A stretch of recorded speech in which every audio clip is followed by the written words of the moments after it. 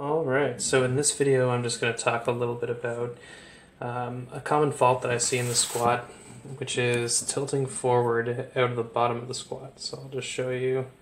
We hit the bottom normally and then we end up pitching forward on the way up. This can be due to a couple of reasons. It can be due to more than that, but I'll just talk about the two just for this video. The first one is going to be glute weakness. So for those of you that don't know, the glutes are located here.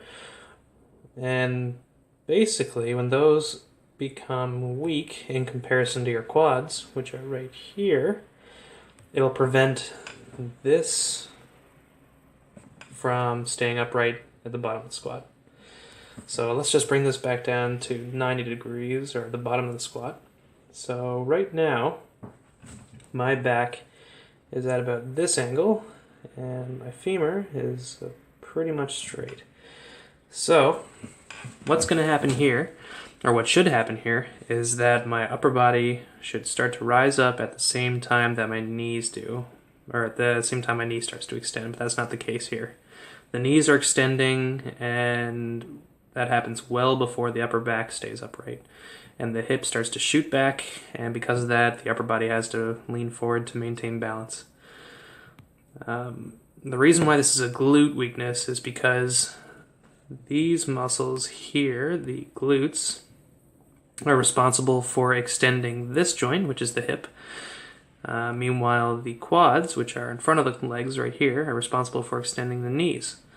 So if we go through this motion here on the way up, we can see that the quads are doing their work by extending the knee, but the glutes can't keep up with that, so they end up lagging behind and coming in a little bit later.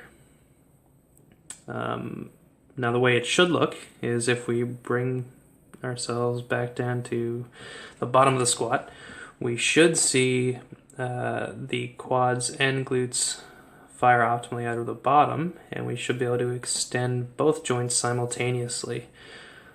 So you can see the glutes here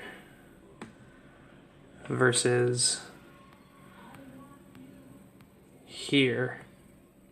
There's still quite a bit of space in between the calf and the femur here, but not a whole lot in between the torso and the femur. So the hip joint is pretty much closed off at this point, versus in a proper squat where at the top there should be a lot more space between the torso and the femur.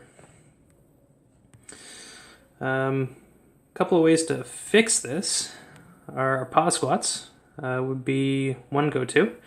So if we're trying to fix a squat, we should try and emulate the action that we're trying to fix. So if we were to pause, say at the bottom about here, for a couple seconds, and then start to rise up out of the hole in the same position that we went down, that could be a good way to try and fix this particular issue.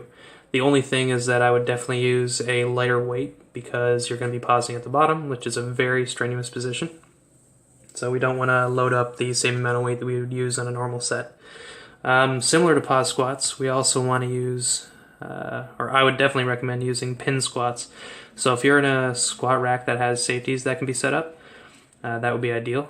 So then you can set the safeties up a little bit higher than that, probably about right here, pretty much where the barbell is going to rest when you're in the bottom of a squat, so roughly about there. So you're going to come down with the bar on your back, and then the bar is going to touch the pins, and you're just going to stay there for a couple seconds, and then come back out of the hole, staying upright. So this can help because you're breaking inertia off of the pins, which is going to force those muscles to fire rapidly so that you can stay upright. It's really going to punish you if you start to lean forward, and you may not even be able to stand up if the weight's too heavy. So again, you definitely want to use a lighter weight than you would normally use on a regular set, but both of those can facilitate strengthening your glutes out of the bottom position. Alright, so we've already talked about glute weakness, which leads me into the second possible cause of this issue, which is pitching forward in the squat. This could actually come from an issue with your feet, believe it or not. So if we think of the foot as almost like a tripod, we want to keep even pressure between the big toe, the little toe, and the heel at all times in the squat. So if we're coming down and we're not conscious of that, what can happen is we can end up drifting forward onto our toes, and the heels will slightly rise up, and that'll put you into that pitch forward position that you see here. Now this one is, it's going to take a little bit of playing around for most people to figure out, but for me, the best cue that I like to use is think of the foot as a tripod. We want to keep even pressure between our big toe, our little toe, and our heel, so that we have an even distribution of weight across our entire foot. Other people like to use the cue of focusing on the middle of your foot. Now that can be hard to find for some people, but a good way of doing that is to rock forward onto your toes, and then rock backwards so you're on your heels, and then try and center yourself in between those two extremes. But here's what can happen if we end up in that position here. So I'm just going to draw a straight line from my ear down. So this is my center of gravity.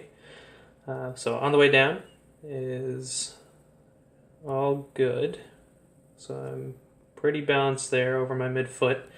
But if I don't keep myself there and I'm not very mindful of where my body is in space, I will end up pitching forward and the bar will end up going far forward over my toes.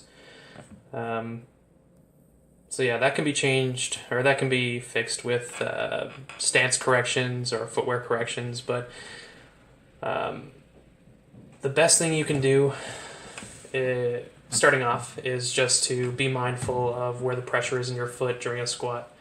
I wouldn't even think of anything else and just to practice this out and just do tempos. So what I mean by that is you just take your time sitting down to do a squat, like 3 to 5 seconds with a very light weight, and then once you hit the bottom, try and come up with the same tempo, 3 to 5 seconds, and try and keep yourself centered over your midfoot. You'll feel yourself shifting forward if your heels rise up and there's a lot of pressure in your toes. Likewise, if you're someone who sits back too far, your toes will start to rise up. Another good way to figure out if you have this issue is if you just videotape yourself and just keep an eye on your footwear to see if your heel rises up or if your toes rise up at any point during the lift. They should all be planted.